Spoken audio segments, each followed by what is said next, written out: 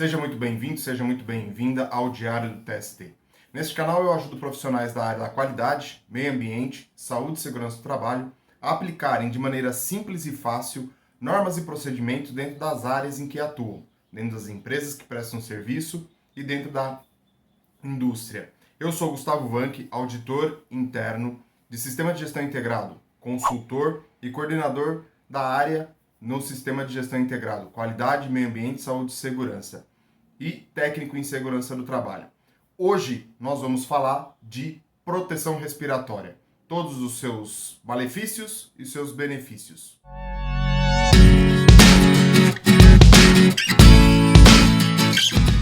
Bom, para começar, o que é um programa de proteção respiratória?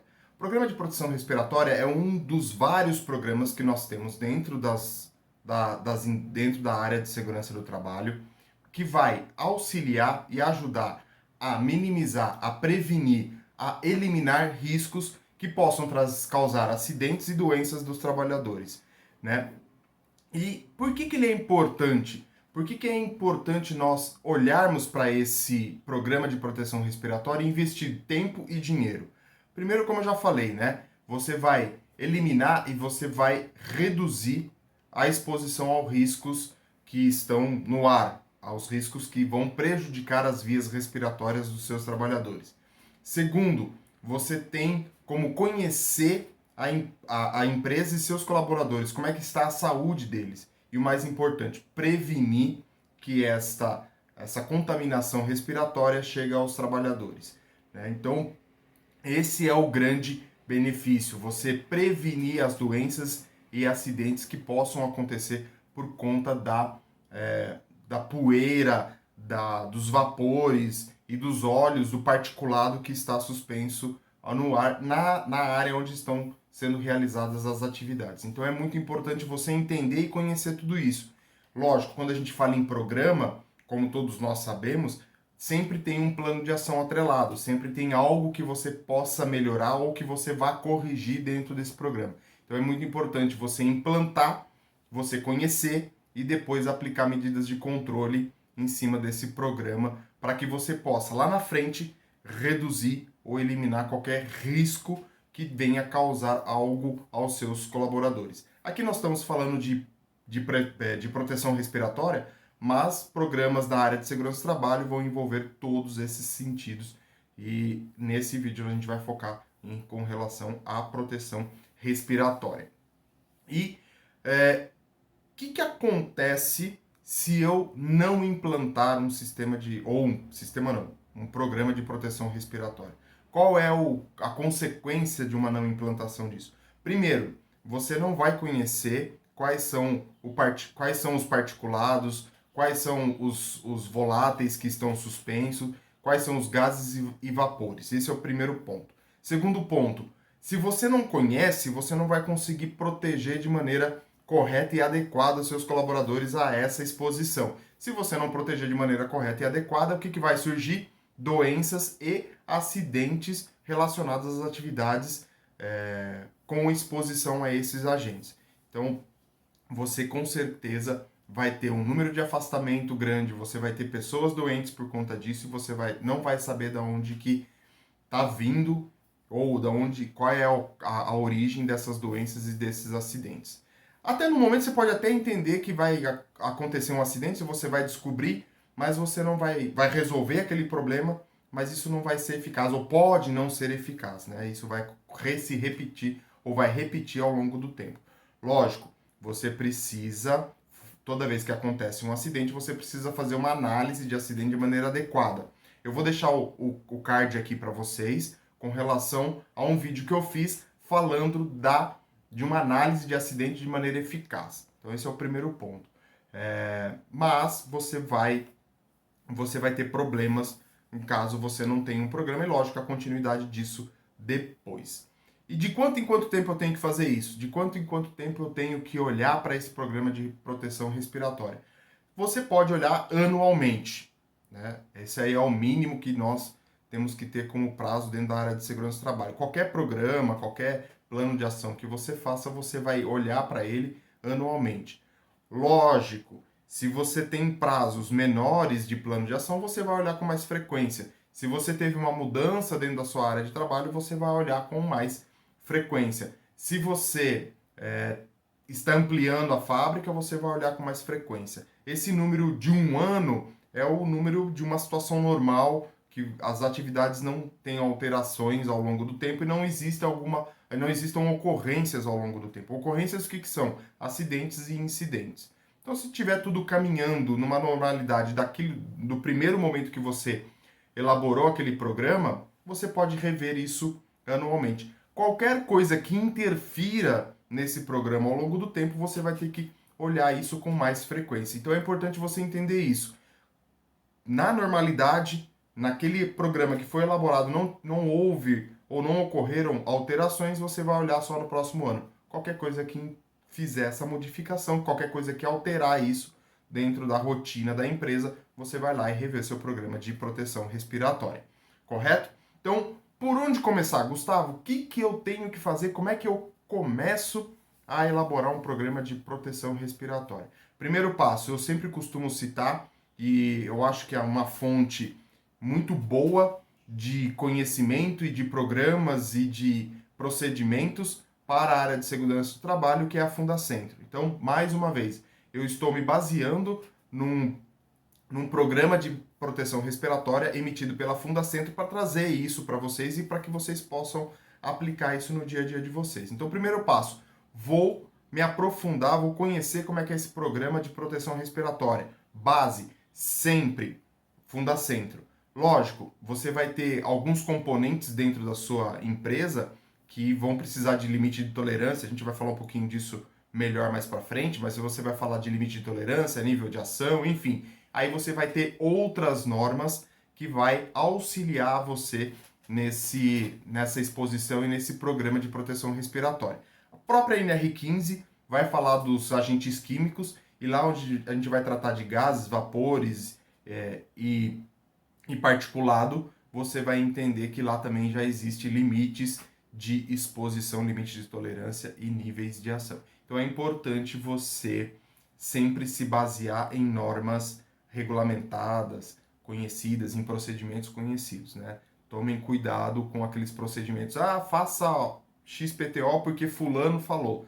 Da onde que esse fulano tem, da onde que essa pessoa conseguiu o embasamento para poder adotar essa proteção, né? Tomem cuidado com esses assuntos, né? Porque se você está tomando, se você envereda para esse caminho ou olha para esse caminho, provavelmente o seu programa não vai funcionar direito. Bom, voltando a falar, eu vou seguir a Fundacentro e aí eu vou dar as diretrizes com base na Fundacentro para vocês e vou explicando um pouquinho para que você possa utilizar no seu dia a dia. Então, primeiro passo, né? Eu vou, antes de entrar no reconhecimento e tudo mais, a Fundacentro ela traz para a gente o uso voluntário. O que é esse uso voluntário, né? São aqueles níveis, aquela exposição que estão abaixo do nível de ação, né? Então você tem, explicar um pouquinho, limite de tolerância. Acima do limite de tolerância, não posso ter nenhuma atividade sendo realizada com exposição àquele agente. Abaixo, e se eu tiver alguma atividade que vai ter que ser exercida acima do limite de tolerância, eu tenho que adotar alguma medida de proteção, seja coletiva, individual ou sinalização, alguma coisa, mas eu tenho que adotar alguma medida para que esse nível esteja sendo atuado abaixo do limite de tolerância. Abaixo do limite de tolerância, pela NR15, a gente não considera atividade insalubre, porém você precisa tomar alguma ação porque você está acima do nível de ação. Então, normalmente o nível de ação é metade do limite de tolerância. E quando você tem a metade do limite de tolerância, aí você vai para o nível de ação. Abaixo de nível de ação, eu não preciso tomar ação nenhuma. Significa que o ambiente é totalmente salubre, ou seja, totalmente saudável. Porém, a Fundacentro traz para a gente que, mesmo abaixo desse nível, você pode, ou o trabalhador quer utilizar alguma proteção respiratória, ou a empresa fornece alguma proteção respiratória mesmo abaixo do nível de ação. Então isso a gente chama como uso voluntariado. Você vai melhorar mesmo que os níveis de ação mesmo que esteja exposto abaixo do nível de ação. Então você vai estar reforçando a garantia da saúde desse colaborador. Então, esse é o primeiro ponto, né? Então, e sempre lembrar, né, que você vai utilizar algum equipamento de proteção individual, compre, adquire e utilize equipamentos de proteção certificados, com CA aprovado, enfim, que seja um equipamento reconhecido pelo Inmetro, que tenha sua eficácia, sua eficiência contra aquele agente que ele está se propondo a proteger. Esse é o primeiro ponto, né? Entender as instruções de utilização e de manutenção oferecidas pelo fabricante, máscaras, né, que normalmente são utilizadas em proteção respiratória, você tem uma instrução, uma maneira de utilizar, uma maneira de garantir a eficácia. Então, leia atentamente, entenda como isso está funcionando e que aplique e use isso. E se você for o empregador, cobre isso dos seus empregados, né? Utilizar e manter e fazer com que o procedimento seja executado conforme o fabricante está trazendo para vocês. Então, esse é o primeiro ponto, né? Outra coisa importante, né? Dentro dessa proteção respiratória, e a gente vai falar também melhor isso mais para frente. Mas o pessoal que usa barba, né? Dentro de uma área que tem exposição e que precisa fazer o uso de uma máscara para proteger, tomem cuidado com a barba, né? Por exemplo, soldadores que utilizam máscara semifacial para não respirar o fumo de solda, precisa estar com a máscara totalmente vedada, porque é gás, é vapor, é névoa, enfim, isso está suspenso no ar e como são micropartículas, qualquer espaço que tem entre a máscara e a pele da pessoa pode entrar, pode ter algum particulado, pode ter algum gás ou uma névoa que penetre por aquele espaço e, consequentemente, vai chegar às vias respiratórias. Então, o uso da barba é muito importante. Se você for fazer, tem uma maneira correta de fazer a proteção para isso. Muito bem. Continuando aí, o que eu tenho que ter nesse programa de proteção respiratória para que eu possa garantir, prevenir e melhorar, como eu falei no começo do vídeo. Primeiro ponto, o conteúdo mínimo que você vai tratar aqui, e eu vou ler para vocês porque eu não lembro tudo de cabeça, né? Para isso que existem os manuais, a gente vai recorrer a eles, isso é super normal, e faça isso, né? Quando você não lembrar ou precisar consultar, busque os manuais para que você possa aplicar isso no seu dia a dia. Então a Fundacentro traz um conteúdo mínimo para que a gente possa elaborar esse programa, e eu vou passar esse conteúdo para vocês. Então, primeiro, política da empresa na proteção respiratória. Política é como se fosse a constituição da empresa num determinado assunto.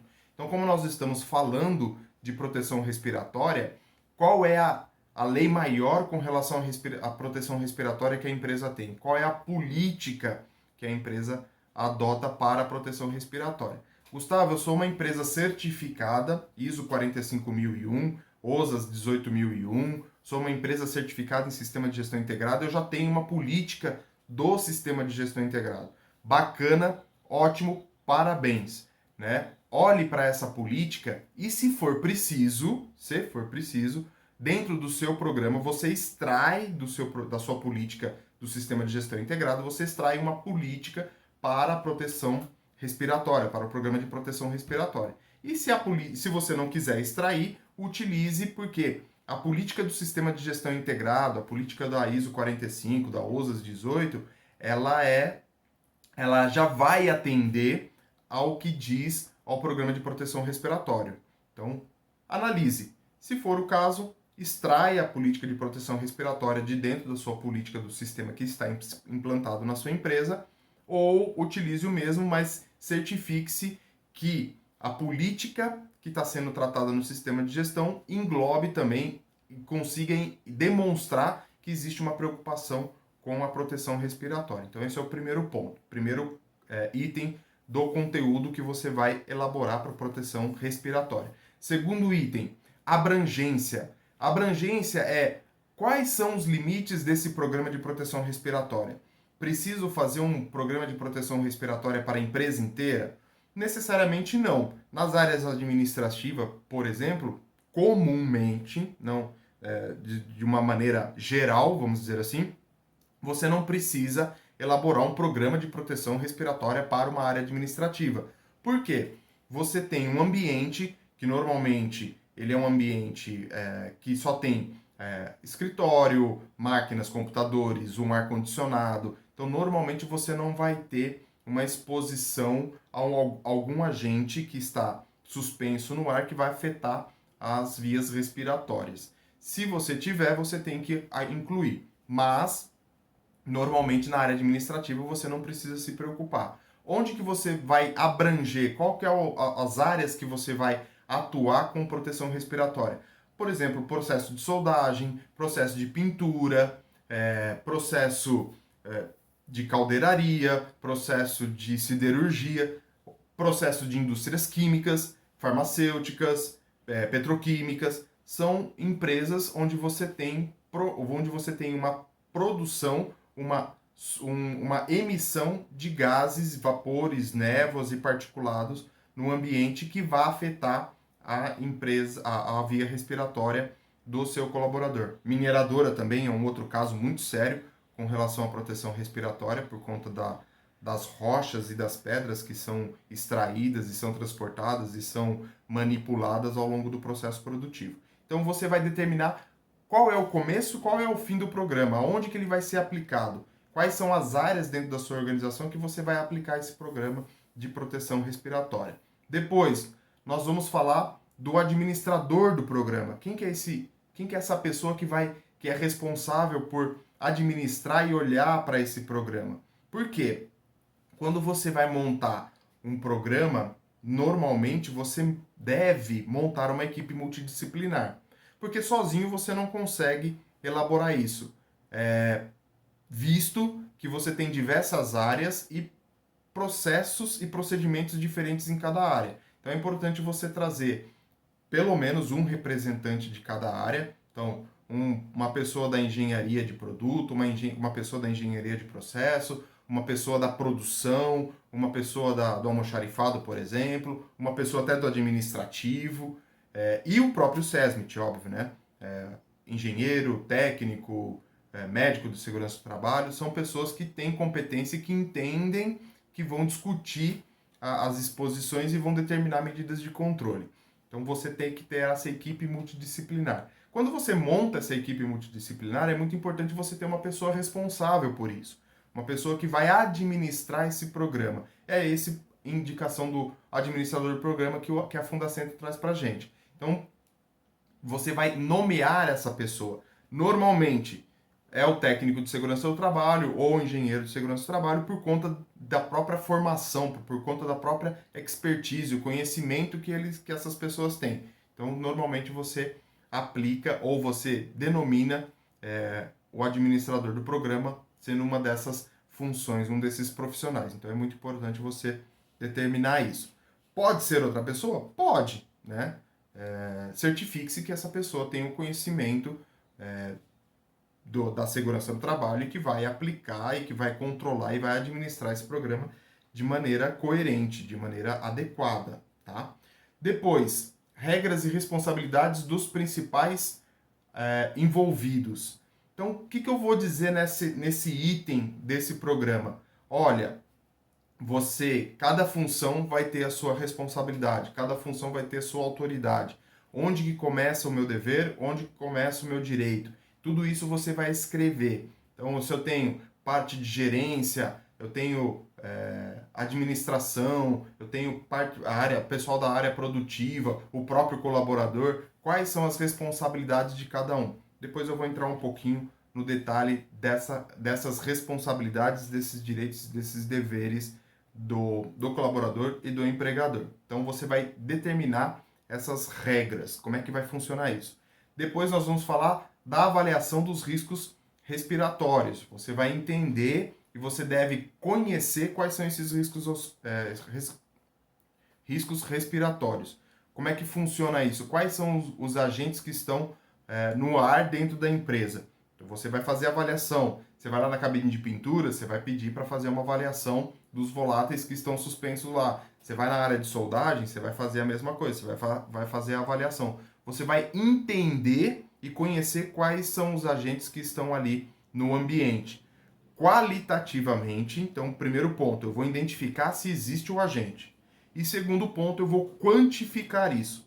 Existem várias normas que tratam desses agentes. Alguns exemplos, NR15 com os agentes químicos, tem uma lista de agentes químicos que estão lá, já com seus limites de tolerância e seus níveis de ação dentro da NR15. Você tem a CGIH e a NIOSH, duas outras normas que têm mais agentes além do que tem na NR15 e que você consegue já determinar os limites de tolerância e os níveis de ação. Vou avaliar o meu ambiente, vou entender como que está o ar do meu ambiente. Lembrando que às vezes você acha que uma poeira não é tóxica e ela pode ser cancerígena. Então entenda e simplesmente não vá pelo achismo. Ah, aqui tem pó de poeira normal aí que a gente encontra. Avalie, porque você pode ter um agente que aparentemente ele é inofensivo e ele vai aparecer dali a alguns anos com colaboradores doentes ou com afastamento de colaboradores por conta da exposição a esse agente. Então, é muito importante que você qualifique e quantifique os agentes dentro da sua empresa. Identifiquei, quantifiquei, entendi quais são os limites e qual é a exposição que eu tenho, eu vou para o meu respirador, né? Vou selecionar o respirador. Gustavo, não tenho que avaliar, fazer uma medida coletiva antes? Sim, sempre a gente parte da eliminação do risco, depois equipamentos de proteção coletiva, depois sinalização, revezamento, medidas administrativas, medidas de engenharia e o último caso, o respirador, o EPI, né? Ou seja, o respirador, a máscara facial, máscara semifacial, e enfim, todas as máscaras que a gente tem para proteger as vias aéreas dos nossos colaboradores. Mas, se você chegar nesse ponto, eu tenho que selecionar um respirador e eu tenho que selecionar uma máscara, eu tenho que selecionar. Como é que eu faço isso? Vou olhar para o agente e vou determinar, vou buscar junto com os fabricantes qual é a melhor máscara, se é PFF1, PFF2, PFF1 com PFF2 com carvão ativo, enfim, existe uma inúmera quantidade de tipos e marcas de máscaras diferentes para você aplicar dentro da sua empresa. Lembrando sempre que se você conseguir tratar isso de maneira provisória, é o melhor dos mundos, né? Não tratar o EPI como algo permanente, e sim como algo provisório. Se você puder eliminar esse risco depois que você mudou o processo, está colocando um processo novo em atividade, é o melhor dos mundos e é isso que você tem que focar dentro da área de segurança do trabalho. E você vai selecionar esses respiradores. Aqui, quando a gente seleciona os respiradores, existem duas situações que eu já vou deixar para vocês. A avaliação do respirador de maneira rotineira e de maneira não rotineira. Depois eu falo disso melhor. A avaliação das condições físicas, psicológicas e médicas dos usuários. Então, estou olhando para o ambiente e agora eu vou olhar para o meu funcionário. Vou adotar medidas de controle para as avaliações que eu fiz e vou olhar para o meu colaborador. Ele está doente, não está doente? Como é que está a saúde do meu colaborador? Nessas condições que eu falei, físicas, psicológicas e médicas. Por que você está falando de psicológicas? Porque dependendo do agente que você tem dentro do ambiente de trabalho, ele pode afetar psicologicamente o seu trabalhador. Então, tenha que entender isso. Por exemplo, se você tem um produto dentro de uma farmacêutica, por exemplo, você pode ter... aqui eu estou imaginando, tá? Não conheço o processo farmacêutico. Se você conhecer o processo farmacêutico, comenta aí e agrega valor a esse vídeo. Né? Então, dentro de um processo farmacêutico, se você tem alguma poeira, algum particulado ali, de algum remédio, de alguma droga que possa afetar psicologicamente, você tem que olhar para essa substância e tratar e entender com o colaborador como é que está a situação dele mediante essa exposição. Como sempre, e aqui é o outro tópico do programa, treinamento.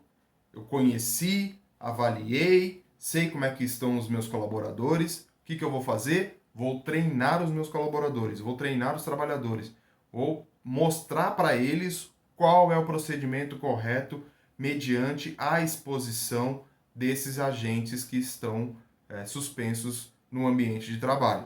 Vou treiná-los, vou capacitá-los. No que?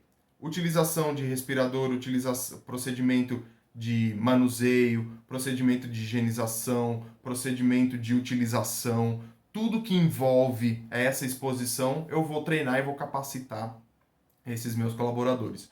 Uma única vez? Não, sempre que necessário. Treinamento você faz uma vez, né? Faz a avaliação do treinamento, vê se o colaborador entendeu, se ele está aplicando de maneira correta. Passou um tempo, pode cair no esquecimento. O colaborador pode voltar a fazer ou começar a fazer de uma maneira inadequada. Você vai lá e capacita e treina o colaborador de novo. Isso é uma constância. Mudei o processo? Treino o colaborador. Ampliei a fábrica? Treino o colaborador. Estou entrando com uma linha nova, com um processo novo dentro da organização? Treino o meu colaborador.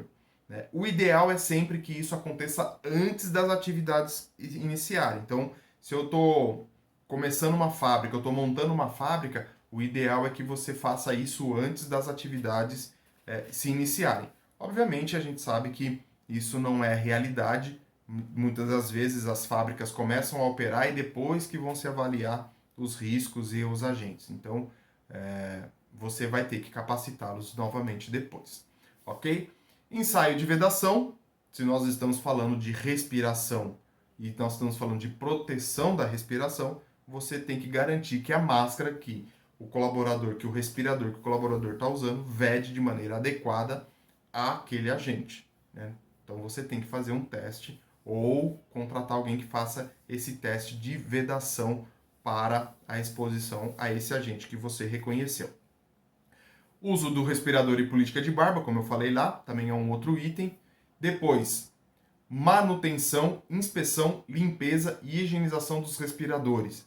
Como eu falei, né? Você vai capacitar, você vai treinar. Então, dentro do programa de proteção respiratória, você vai escrever como é que deve ser feito isso. Com base no quê? Com base naquilo que a gente já falou. O fabricante vai te orientar e, de repente, dependendo do fabricante, ele até faz um treinamento com você para que você possa entender e aplicar de maneira correta. O próprio fabricante disponibiliza esse treinamento na utilização dos equipamentos que ele está fornecendo para você. Então é importante você ter isso descrito dentro do seu programa de proteção respiratória.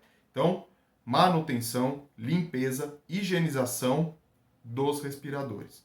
Isso é super importante, né? Depois, guarda e estocagem. Então, como é que eu devo guardar esses respiradores? Como é que eu devo estocar isso? Visto que eu vou ter uma parte dentro do meu almoxarifado e uma parte sendo utilizada pelo colaborador. Então, o colaborador também tem que entender como que ele vai guardar isso após o uso. Se você pegar o soldador, por exemplo, ele vai utilizar a máscara enquanto ele está soldando. Se ele solda o dia inteiro, ele vai pegar a máscara dele de manhã, vai higienizar, vai fazer a limpeza, vai fazer o uso dela ao longo da jornada de trabalho dele, vai, né, na hora de parar para o almoço, ele vai retirar, vai guardar, então você tem que ter um procedimento para isso e orientar o colaborador para isso e como que isso vai ser estocado depois.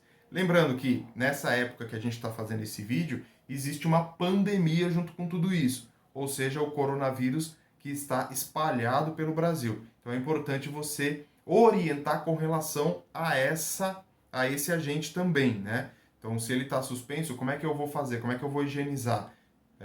A higienização que o fabricante disponibiliza, que o fabricante orienta, é suficiente? Eu tenho que fazer uma higienização maior por conta do coronavírus. Pense, reflita e analise e converse com o fabricante sobre isso. Então, guarda e estocagem desses respiradores ou dessas máscaras, né? Outro ponto, eu falei para vocês que tem respiradores para uso rotineiro e não rotineiro, e também para resgate e emergência. Então, quando nós falarmos de respiradores para resgate e emergência, você também vai olhar para aquelas situações em caso aconteça algum acidente, algum vazamento, algum derramamento, enfim. Você vai ter que olhar para esses respiradores e entender como é que eles vão ser utilizados também. Depois, qualidade do ar e o gás respirável, né? Vou fazer a avaliação do ambiente ali. Revisão do programa, que é como eu falei no começo do vídeo, de quanto em quanto tempo eu vou revisar esse programa, como é que eu vou olhar para esse programa ao longo do tempo.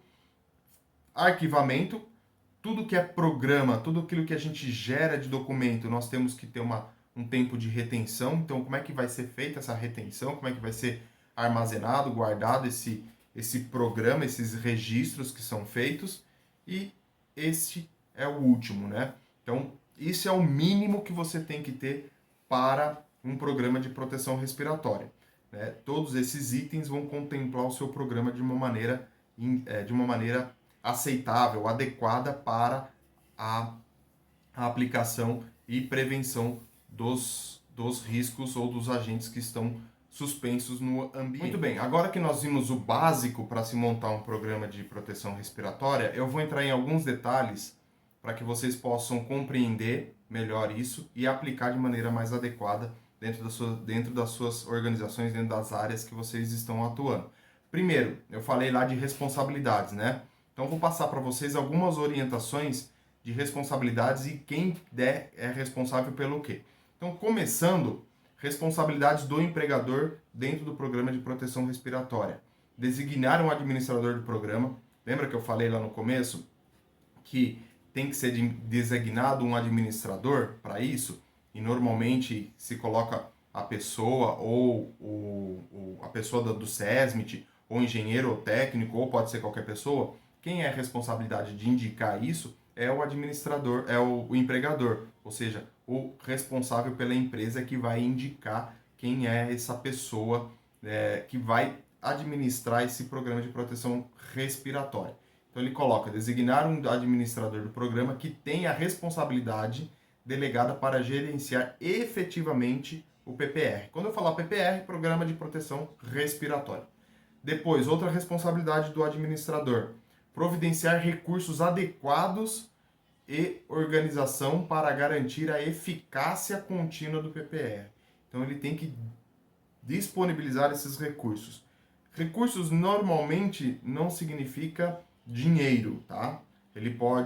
Um recurso, por exemplo, pode ser uma mão de obra. Um recurso, por exemplo, pode ser a aquisição de uma máquina nova ou de um sistema de exaustão novo, ou substituição ou criação do sistema de exaustão. Não significa que ele vai fornecer o dinheiro para, né? Ele vai oferecer materiais, equipamentos de proteção, né?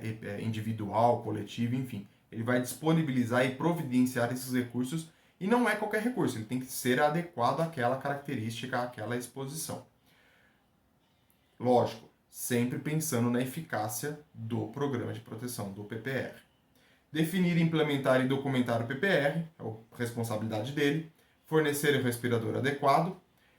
Ele vai fornecer, mas quem vai definir esse protetor, esse equipamento de proteção respiratória, é o técnico, é o engenheiro, é o SESMIT que vai definir isso junto com a engenharia de produto, engenharia de processo. Quando eu falo, né, eu falei no começo do vídeo, engenharia de produto e engenharia de processo, pode ser que a sua organização tenha essas duas engenharias separadas, ou pode ser que ela esteja contida dentro de uma única engenharia. Qual que é a diferença entre engenharia de produto e engenharia de processo? Engenharia de produto, ela vai olhar e ela conhece o produto que está sendo fabricado.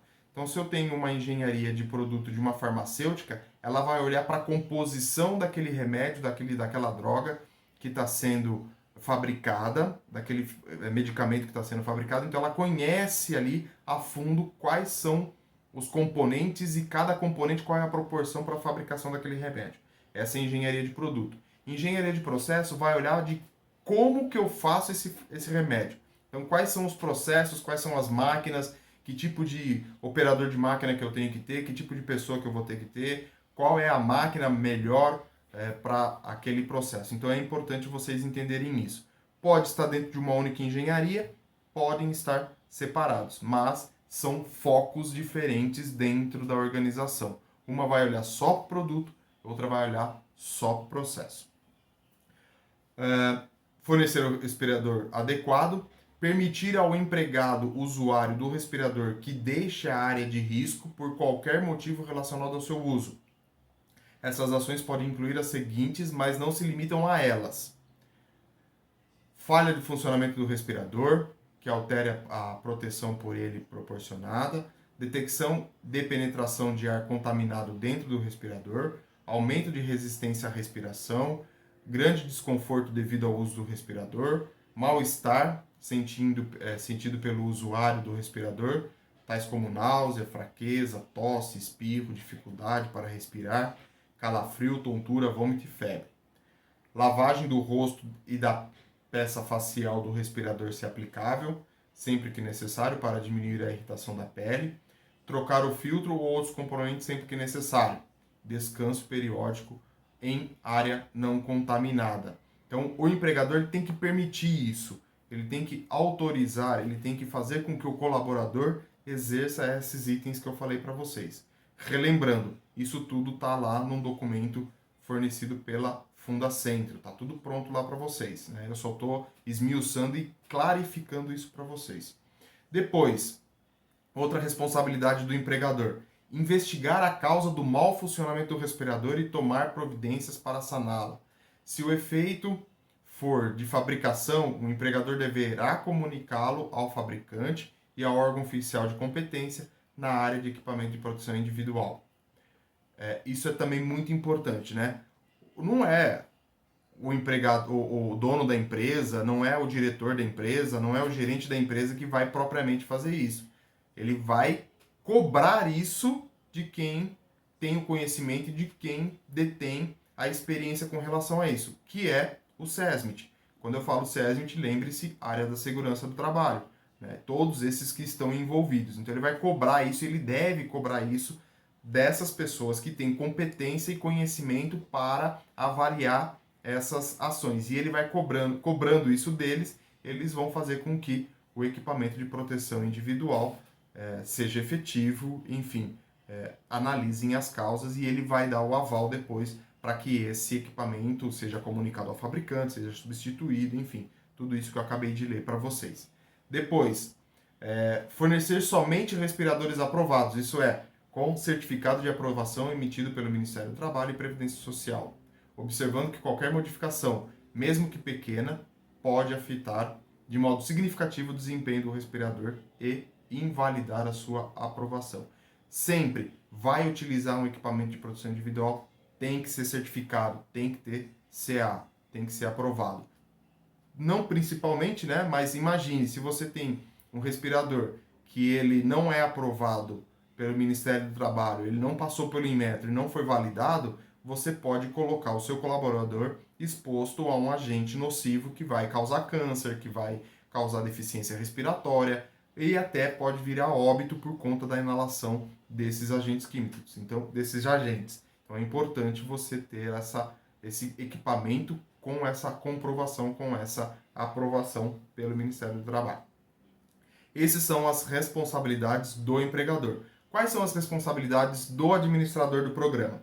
Então, o administrador do programa é responsável pela efetiva gestão do programa, que inclui preparação de procedimentos operacionais escritos para o uso correto dos respiradores em situação de rotina e de emergência, ainda que eu acrescento as operações não rotineiras, isso é importante também, porque você tem a operação rotineira, não rotineira e a de emergência. Então, olhe para esses três. Então, ele tem que garantir a efetividade e a preparação e a elaboração dos procedimentos para essa utilização.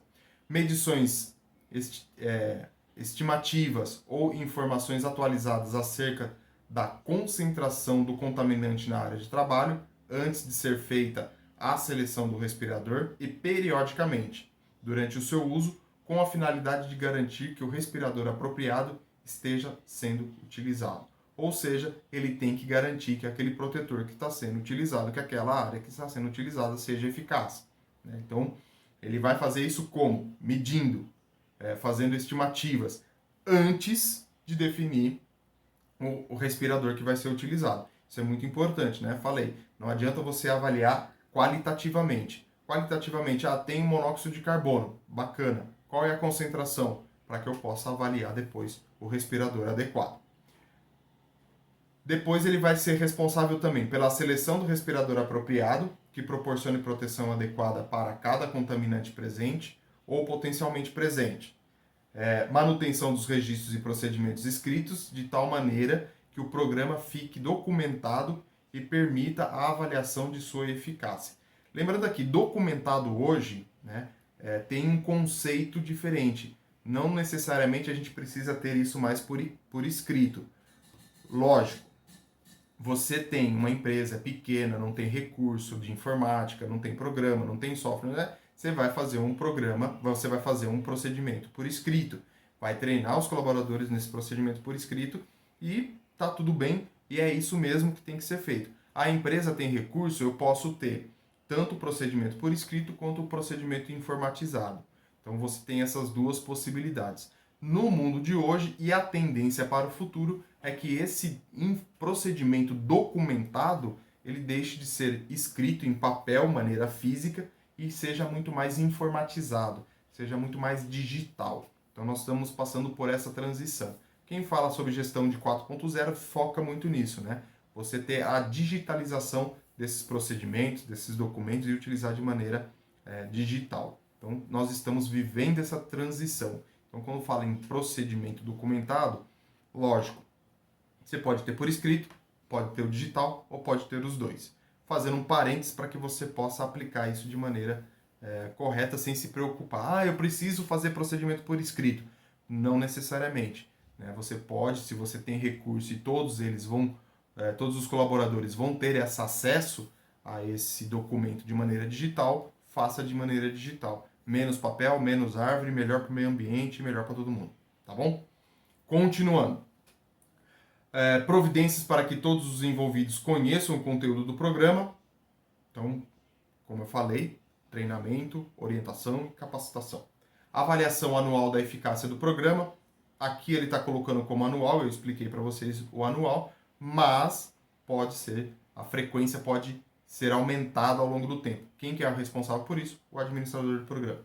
Revisão periódica dos procedimentos, indicação e treinamento de pessoas competentes para o cumprimento das tarefas ou funções no programa.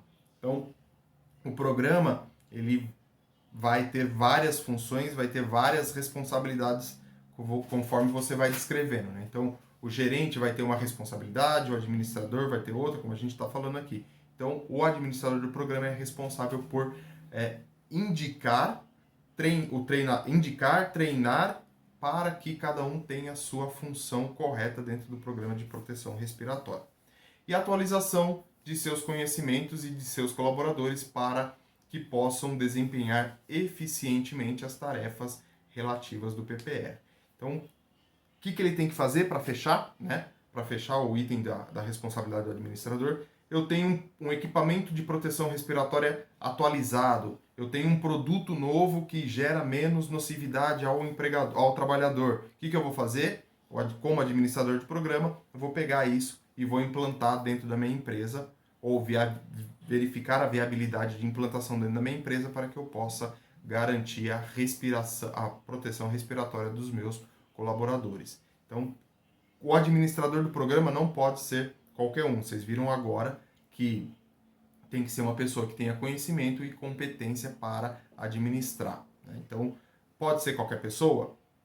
Vamos avaliar e o empregador tem que ter noção disso. Não adianta colocar o operador de máquina se ele não tem conhecimento e não tem competência para isso. Se ele tiver o conhecimento e competência, ok, vamos em frente. Se não, indique outra pessoa. Normalmente é a pessoa que está envolvida com o SESMIT, a pessoa componente que está integrada ao SESMIT que faz essa parte de administração do programa de proteção respiratória. Seguindo em frente, responsabilidades do empregado. Então, ou seja, todos os colaboradores. Quais são as nossas responsabilidades? Você, enquanto realiza as atividades, você tem deveres e direitos. E aqui está as suas responsabilidades. Então, para que as medidas implantadas surtam efeito, o usuário é responsável, no mínimo, por usar o respirador fornecido de acordo com as instruções do treinamento recebido. No caso de uso de respirador com vedação facial, não apresentar pelos faciais, barba, cavanhaque, etc., que interfiram na selagem do respirador em seu rosto. Guardar o respirador quando não estiver em uso, de modo conveniente para que não danifique ou deforme.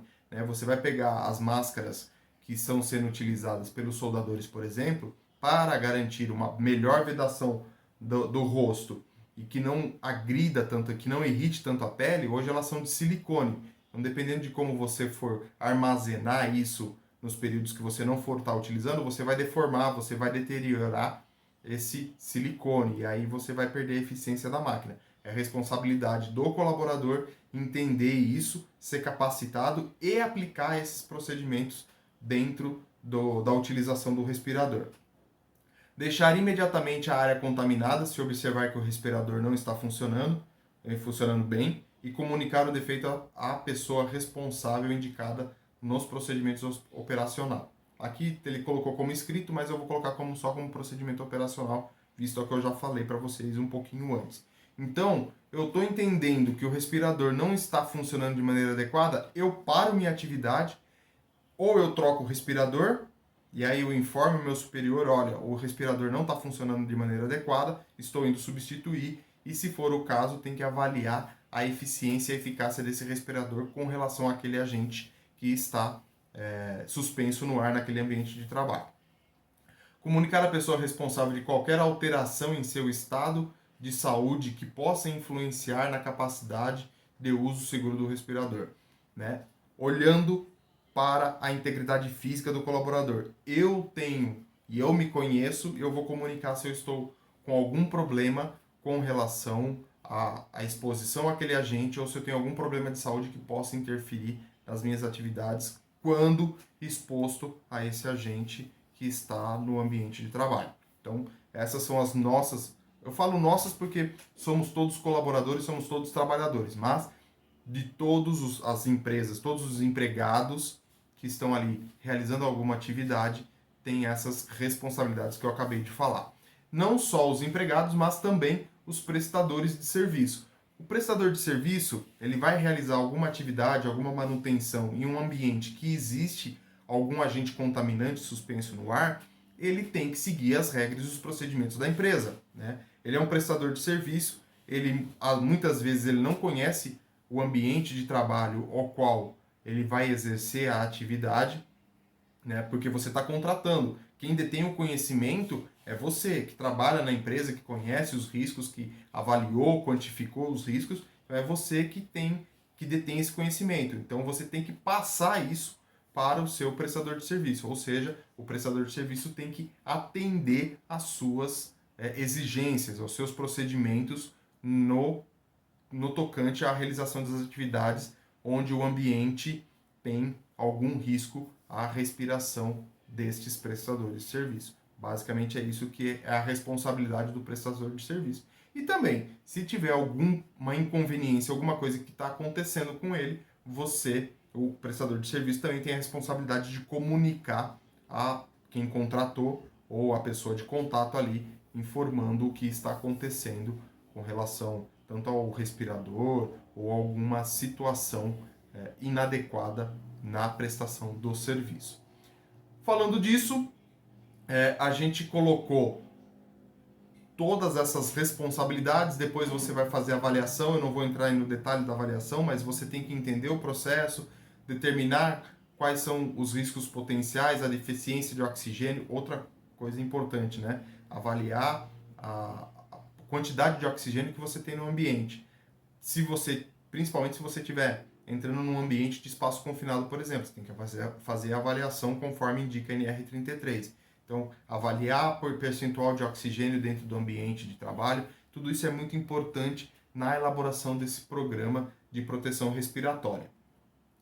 Ele vai falar, a Fundacentro vai trazer uma série de situações, avaliação de adequação do respirador à exposição. Você vai ter que olhar para o limite de exposição ocupacional, como eu falei. Não vou entrar no detalhe nesse vídeo, mas futuramente posso entrar nesse detalhe, mas não é o objetivo. O objetivo desse vídeo é trazer para você informação suficiente para que você possa começar a trilhar esse caminho dentro da proteção respiratória. pelo menos saber como é que monta-se isso, e aí você vai caminhando ao longo da evolução desta elaboração desse PPR. Avaliação de adequação à respiração, adequação à tarefa, isso também é muito importante, né? Se você consegue reduzir a exposição do colaborador por o tempo, né? Por medidas administrativas, revezamento, enfim, é muito importante também. E depois de você feito toda essa avaliação, de você ter feito toda essa responsabilidade, entender como é que como que o ambiente funciona, você vai escrever tudo isso, você vai colocar isso dentro do seu programa, vai montar uma tabela com os agentes que estão ali no ambiente de trabalho, quais são os limites de exposição, qual é o nível de ação e qual é a concentração encontrada dentro do ambiente de trabalho, e com base nisso, junto com aquela equipe multidisciplinar que a gente falou no começo do vídeo, você vai montar as suas medidas de controle e o seu plano de ação para que você possa adequar o ambiente a uma realização de atividades saudáveis, de maneira saudável.